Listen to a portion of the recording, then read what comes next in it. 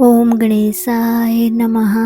ज्येष्ठ मास महात्म्य तीसरा अध्याय। स्कंद जी कहने लगे कि हे मुनियों, सब पापों का नाश करने वाले ज्येष्ठ मास के दिन का महात्म और संपूर्ण जलदान का महात्म कहता हूँ, आप श्रवण करें। ज्येष्ठ शुक्ल एकम से लेकर ज्येष्ठ शुक्ल दशमी पर्यंत पवित्र दशहरा नाम का व्रत करना चाहिए। प्रतिदिन गंगा जल के पवित्र जल में स्नान करना चाहिए। समस्त तीर्थों के अभाव में जो भी जल मिले वही गंगा जल के समान ही कहा गया है। इन 10 दिनों में जो स्नान करता है वह 100 जन्मों के इकट्ठे किए हुए 10 प्रकार के पापों से मुक्त हो जाता है। इसमें कुछ भी संदेह नहीं है। इन दिनों में अनेक प्रकार के दानों को देना चाहिए। इन 10 विधि पापों में 5 महापाप और 5 लघु पाप है। इन दिनों में दिए गए सब दान अक्षय हो जाते हैं। हे ब्राह्मण, ज्येष्ठ मास के शुक्ल पक्ष की द्वितीया के दिन अपहारण समय में प्रसिद्ध सम्मान नामक कल्प प्रारंभ हुआ। उस द्वितीया के दिन सम्मान नामक कल्प में स्नान, दान और श्राद्ध से वह ब्राह्मण भोजन कर्म को भगवान विष्णु के निमित्त जो भक्ति और श्रद्धा से करते हैं उनको कोटि कोटि गुना अधिक फल प्राप्त होता है। ज्येष्ठ शुक्ला तृतीया के दिन पंचाग्नि साधक नाम व्रत प्रारंभ होता है। पंचाग्नि साधक व्रत करने से मनुष्य समस्त पापों से छूट जाता है और तेज में सूर्य के समान हो जाता है। इसमें कोई संदेह नहीं है। इस तृतीया के दिन विशेषतः रंभा व्रत करना चाहिए। सधवा विधवा सभी स्त्रियां इस व्रत को सौभाग्य सिद्धि के लिए करें। हे ब्राह्मण, ज्येष्ठ इस तिथि को वामन कल्प का प्रारंभ हुआ था। तृतीया के दिन दही और चावल का दान करने से भगवान वामन संतुष्ट होते हैं। आज के दिन विधि पूर्वक श्राद्ध, तर्पण, ब्राह्मण भोजन करने के कर्म को करना चाहिए।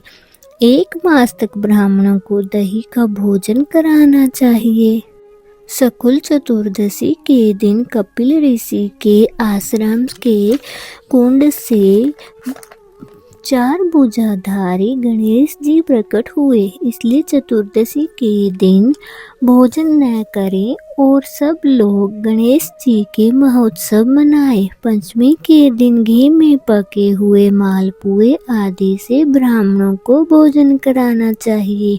पहले इसे शुक्ल चतुर्दशी के दिन सती उमा प्रकट हुई थी, इसलिए सभी स्त्रियां इसी चतुर्दशी को सौभाग्य वृद्धि के लिए उमा का विविध उपचारों से पूजन करें तथा गीत, नृत्य आदि उत्सव करें।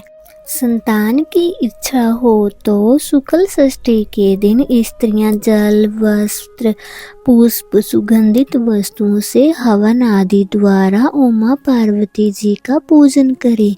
ज्येष्ठ शुक्ल सप्तमी के दिन ज्येष्ठा नक्षत्र के अंत में जो उमा का पूजन नहीं करते उनके यहाँ ज्येष्ठा का वास होता है, इसमें संशय नहीं है।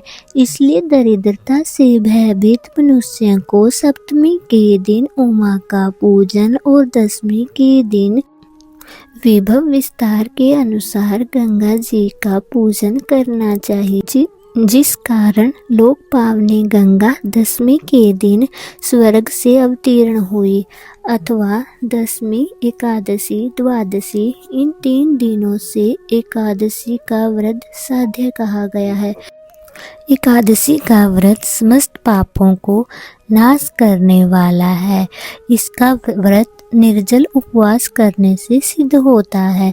त्रयोदशी से लेकर पूर्णमासी तक 3 दिन का जो उत्तम व्रत कहा गया है, यह व्रत सावित्री नाम से प्रसिद्ध है। स्त्रियों को सौभाग्य देने वाला है। उन दिनों में वट वृक्ष के मूल भाग में जल सिंचन करें और वट वृक्ष के समीप ब्रह्मा, यमराज, सत्यव्रत और सावित्री का पूजन करें।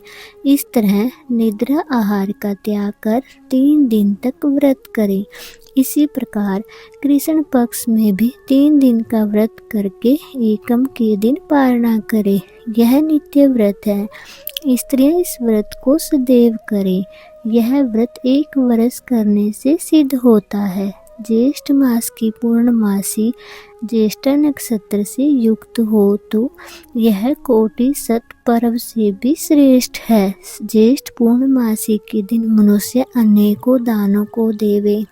मैं उन दानों को संक्षेप में कहता हूँ। हे तपोधन, ज्येष्ठ पूर्णमासी के दिन कूर्म कल्प आरंभ हुआ था, इसलिए उस दिन स्नान, दान, तर्पण और ब्राह्मणों का भोजन जो पितरों के उद्देश्य से करते हैं वह परम पद को प्राप्त होते हैं।